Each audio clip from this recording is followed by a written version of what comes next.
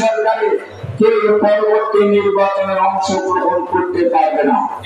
যারা এই অন্তর্বর্তীকালীন সরকারে আছে তারা পরবর্তী আগামী নির্বাচনে এই সরকারের অধীনে যে নির্বাচন হবে সেই নির্বাচনে তারা অংশগ্রহণ করতে পারবে না। গ্রহণযোগ্য তদন্ত কমিশন ও স্বতন্ত্র ট্রাইব্যুনাল গঠন করে জুলাই গণহত্যাকাণ্ডের বিচার করতে হবে। এই ছাত্র সমাজের উপরে বুলেট ছোড়া হয়েছে, যাদেরকে শহীদ করা হয়েছে, যাদেরকে গাজী করা হয়েছে, আজকে যারা এটা করেছে তাদের বিচারের আওতায় নিয়ে আসতে হবে। পাশাপাশি খুনি শেখ হাসিনাকে বাংলাদেশে এনে এর বিচার করতে হবে।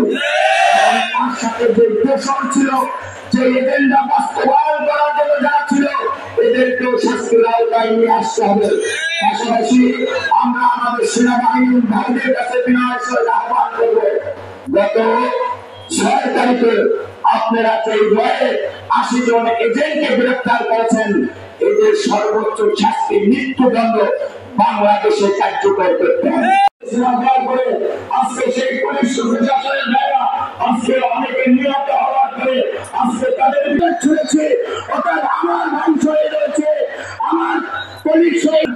ইসলামী আন্দোলন বাংলাদেশ, ইসলামী যুব আন্দোলন, ছাত্র আন্দোলন, শ্রমিক আন্দোলন, যুব সংগঠন প্রতিনিধি দল জেলা প্রশাসক মহোদয়ের কাছে গিয়েছিলাম। উনি অত্যন্ত থেকে আমাদের অবস্থান দেখে, আমাদের আমিরের অবস্থান দেখে সন্তুষ্ট হয়েছেন এবং ওনারা বলেছেন যদি কখনো প্রয়োজন হয় কোন ক্ষেত্রে সংখ্যালঘু অবস্থায় রয়েছে, কথা ঠিক কিনা? আজকে বিভিন্ন কৌশল অবলম্বন করে তাদের উপরে নির্যাতনের স্টিমরোলার চালানোর জন্য পরিকল্পনা করা হচ্ছে। আজকে এই পরিকল্পনা বাস্তবায়ন বিশ্বাস চরমনায় সৈনিকরা হতে দিবে না ইনশাআল্লাহ। আমরা মন্দির একটু করে আমরা বেরোবো।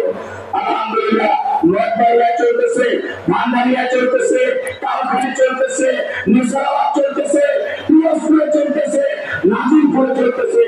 আমরা চাই এই সংখ্যালঘু সম্প্রদায়ের উপরে কোন দুষ্কৃতকারী কোন হামলা চাইলে যেন ইসলামের উপরে কোন আঘাত হানতে না পারে। স্বাধীনতা সার্বভৌমত্ব রক্ষা করার জন্য কোন ভারতীয় বাহিনীর দরকার নাই। দেশের জনগণ এই 3-4 দিন কিন্তু সরকার নাই, প্রশাসন নাই, তারপরও এই দেশের জনগণ এই দেশকে বিভিন্ন পর্যায়ে সেবা দিয়া দেখিয়ে দিয়েছে যে আমরা আমাদের রাষ্ট্র, আমরা আমাদের সার্বভৌমত্ব রক্ষা করতে পারি। নির্দেশগুলো যদি আমরা ফলো করি আমাদের, তাহলে আমরা ইসলামের পুরোপুরি একমাত্র যাদের বয়স হয় না যুদ্ধে সে কলঙ্গি ছাত্ররা ফিরতে পারে।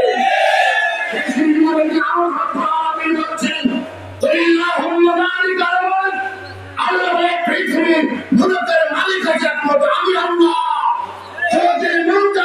যাকে ইচ্ছা আমি আল্লাহ তাকে মনোদান করি।